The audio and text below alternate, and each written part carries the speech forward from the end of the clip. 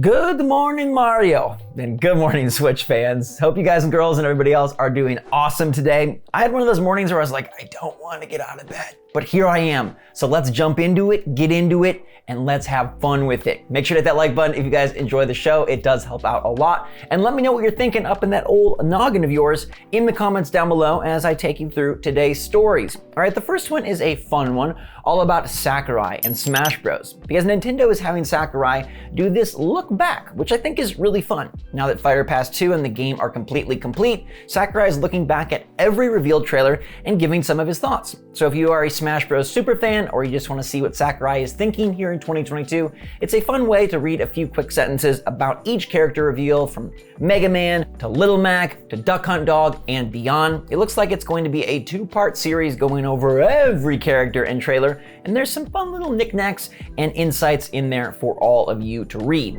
These sticks were made for spinning, and that's what they're gonna do because these PDP controllers are pretty darn perfect. I love them a lot, and you can get one for 10% off using my special coupon in the description down below. Click the link to grab one of these guys for 25 bucks. And what makes the Face Off Deluxe Plus audio controller special is that the faceplate can pop off and you can swap it to give your controller a custom look depending on how you're feeling and what you're doing. And if wires aren't your thing, well, they've got wireless versions as well. I think these are the best value controller you can buy with good triggers, nice sticks, and customizable paddles on the back. Make sure to click the link in the description down below. Every time you even just click it, it helps support SwitchForce and Good Morning Mario, so definitely give it a look. Let's take a teensy look at World War Z, which was a pretty awesome third-party title that made its way to Switch a while ago. I actually really enjoyed the game. I thought it controlled and played pretty good on Switch considering the hardware that we're working with.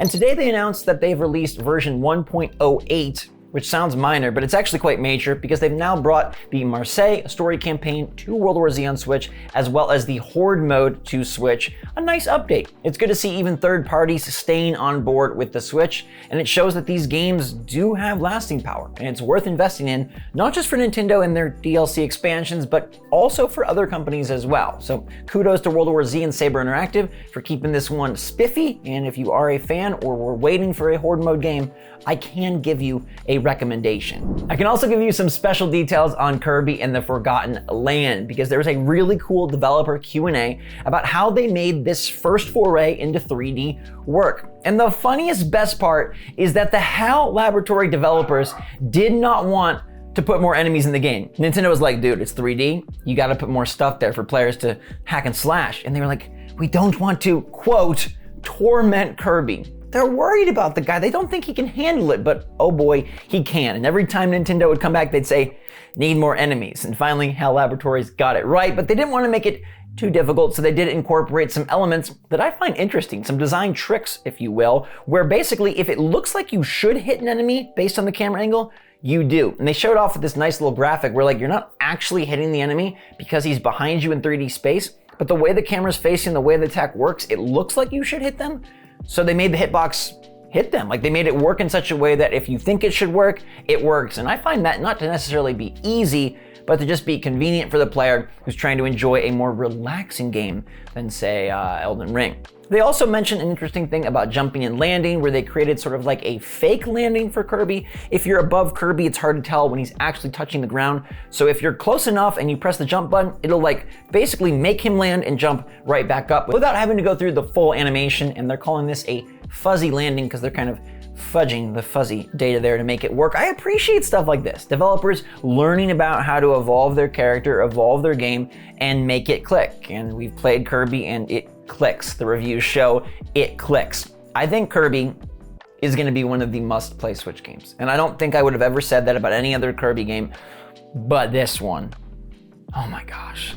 This next story made me go, oh my gosh, because it makes you wonder about Nintendo's headspace and how they plan to handle Nintendo Switch going forward. All right, let me piece these things together for you. Dragalia Lost was an interesting mobile title that Nintendo attempted to make a huge hit. All right, this game was interesting because it was an original IP. It wasn't Nintendo taking Mario Kart Tour or Super Mario Run or Pokemon Go or Pikmin Bloom. It was an original idea, a new IP, brand new characters. Well, they just announced that Dragalia Lost is going to be shutting down, all right, because it was low man on the totem pole in terms of mobile dollar earnings. It wasn't making a ton. It was still making money, but not a ton. And Nintendo has always had a kind of odd relationship with mobile. They invest a lot and then they kind of pull back. And I don't know, they have a lot of things that work well, like Animal Crossing Pocket Camp, and obviously Mario Kart Tour is going strong. But then Dragalia Lost, no. It's going to be wrapping up soon and will be shut down and over. And mobile isn't all that interesting to all of you, I'm sure, but this is where it connects to Switch, okay? The important piece of data here is that this is an original IP shutting down. Nintendo is wary of new IP. I mean, look at all the games that you love on Switch, and how many of them are brand spanking new? Probably very few, if any. Now that's because Nintendo rarely invests in new IP, and they're very fickle with how they view it. Splatoon in 2014 was a brand new idea that I think people were completely confused by. It's like a kiddie shooter with paint? That ain't gonna work. And lo and behold, it did work. It became incredibly popular. It's maybe Nintendo's best online multiplayer game, and we're getting a third title later this year. Then they did something similar with ARMS and tried to bring in interesting, fun characters, quirky take on the fighter in 2017. And I don't think ARMS was a huge failure. It sold about 3 million copies or shy of that, but nobody's really clamoring for ARMS 2, or at least not a big group of people. And it's been all quiet since then in terms of new IP.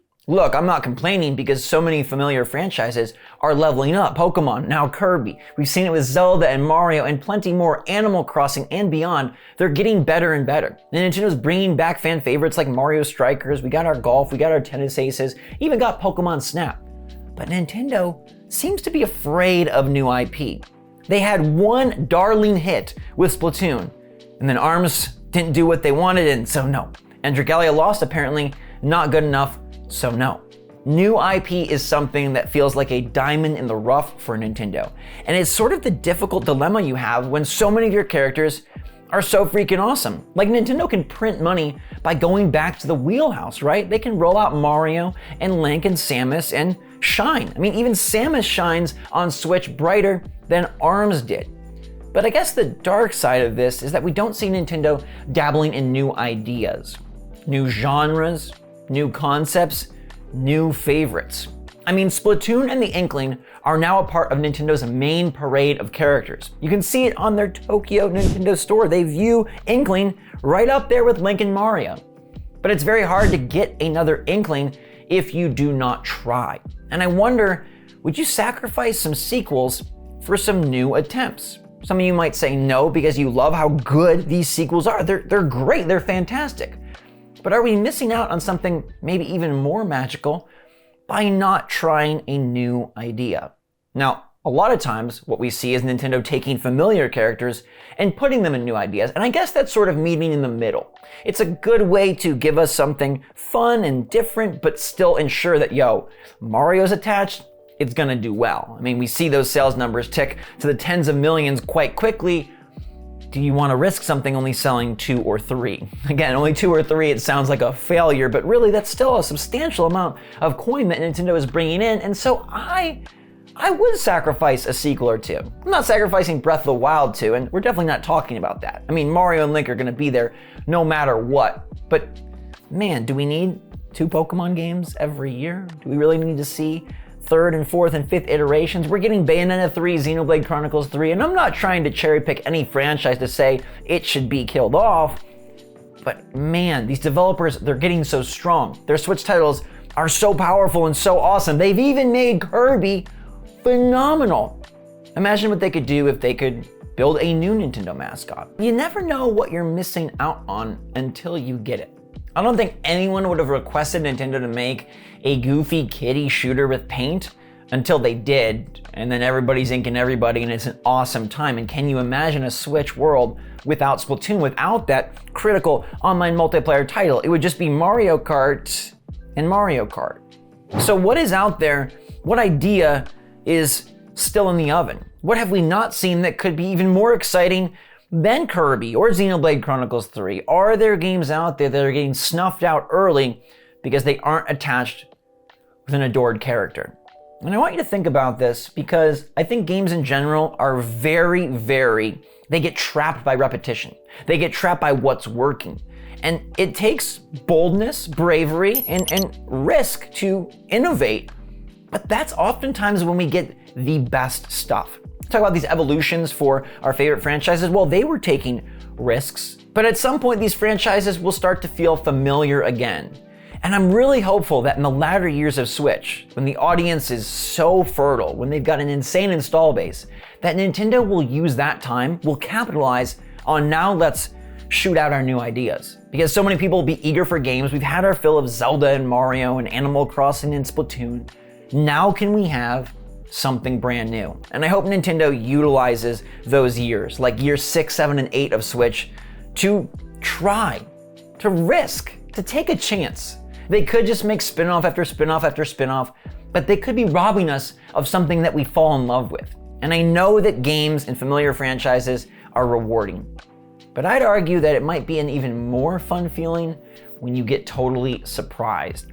Let me know in the comments down below if you think Nintendo is afraid of new IP, and if you hope that they will make a move to try something new and not let the failures of ARMS and Dragalia Lost cut that part of their development off. I'm all for Kirby, Zelda, Mario, and more, but I'd like to see what else Nintendo can create. Now let's see what you all are creating on the community tab where we post our polls every weekday evening, getting you all involved with it. Are you getting Kirby this week? That's what I was asking last night, and I'm surprised that only 36% said yes, 22% said no, and 42% said maybe later this year.